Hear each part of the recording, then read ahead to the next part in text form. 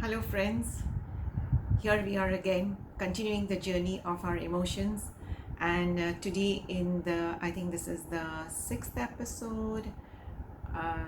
No, today's the seventh episode. So, I'm your integrated wellness relationship coach, therapist, and trainer.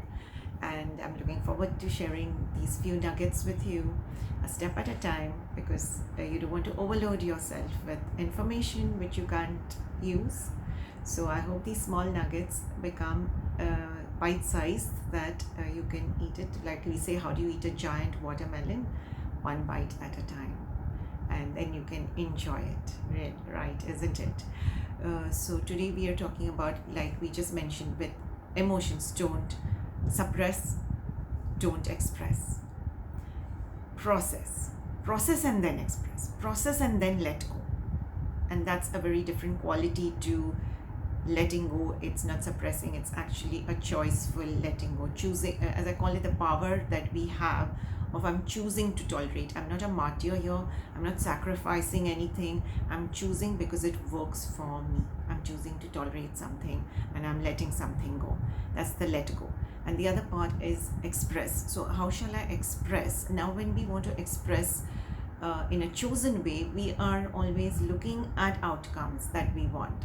So how should I say something that it is believed that somebody will, that it's effective, that it will create the result that I want? So you really want to choose the expression that will work here, rather than a random misuse of a power that you don't have. When we just express ourselves without thinking, sometimes we are expressing ourselves almost in a dangerous way.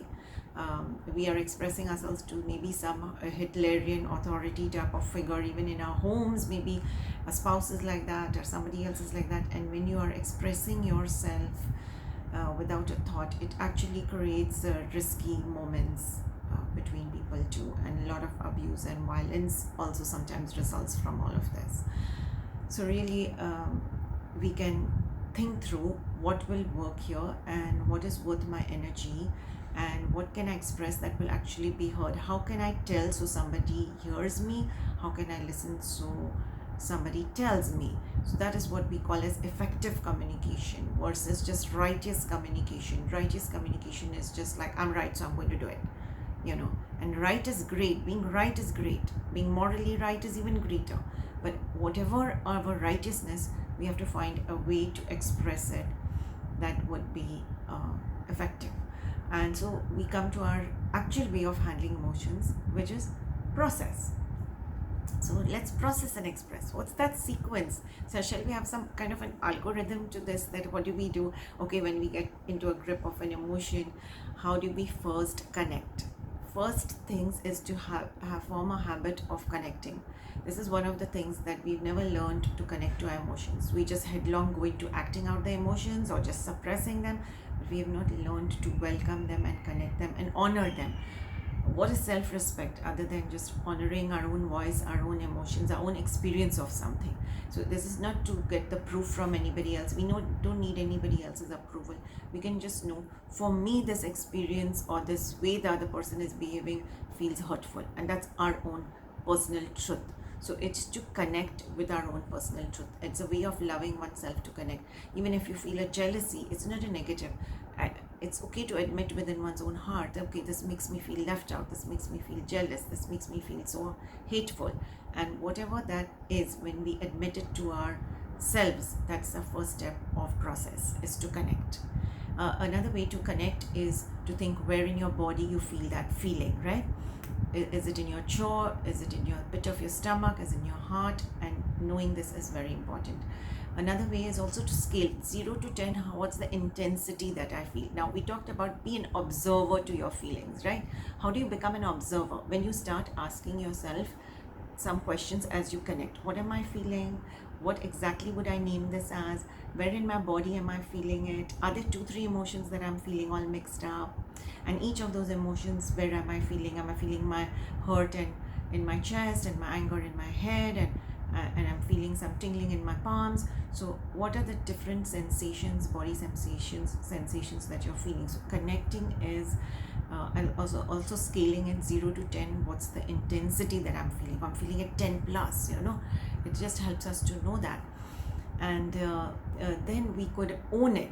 So as I said, rather than say XYZ is making me feel, COVID is making me feel nervous, I am feeling nervous about COVID, or I am feeling angry with so and so for saying something hurtful to me. So I am. So own it. The next thing is not only simply own it, choose it. I'm somehow choosing it. I don't know why I'm choosing this, but I'm somehow seem to be choosing nervousness for this. I'm somehow seem to be choosing anxiousness for this.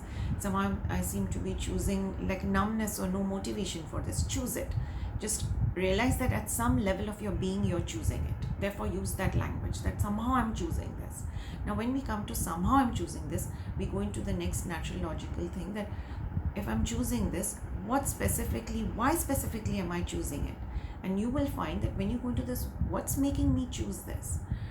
You will find that the spontaneous sentences of yours that come up, you may capture them, write them down. Sometimes journaling also and writing is a good way to slow down the process. What we are going to do is slow down. Emotions come in a very rushed way, and we, as we embrace them, welcome them, bond with our own emotions, we start slowing down that process, and that automatically creates the delay that's necessary. And if we are in front of the situations that are triggering us, it's a good idea to move away and come back. So this is the way that we create a little distance. We own it, we choose it, and then we understand what's making me choose it. And you will come across that either how you're interpreting that situation. Listen to this carefully. How are you interpreting that situation? What are you expecting over here that's not happening? And what are you predicting here that's making you frightened? So it could be either your interpretations, the meanings you're giving to the situation. We are big storytellers. You are the storyteller of your emotions, your life, everything. So what's the story you're telling yourself about what's happening? Pick up that story, and then you'll be able to make sense of that story. Is that story really what's true, or is it just my idealism making me expect what's not reasonable for this person? Because people have limitations, situations have limitations. We are on the earth plane, which is not as perfect as the divine plane, and we come across all sorts of limitations and all sorts of unfairness. And how do we keep our cool and calm and then tackle these things, right? So we are going to look at our interpretations, the meaning we give, the expectations that we have that are being thwarted and are not being met, and what shall we do about this?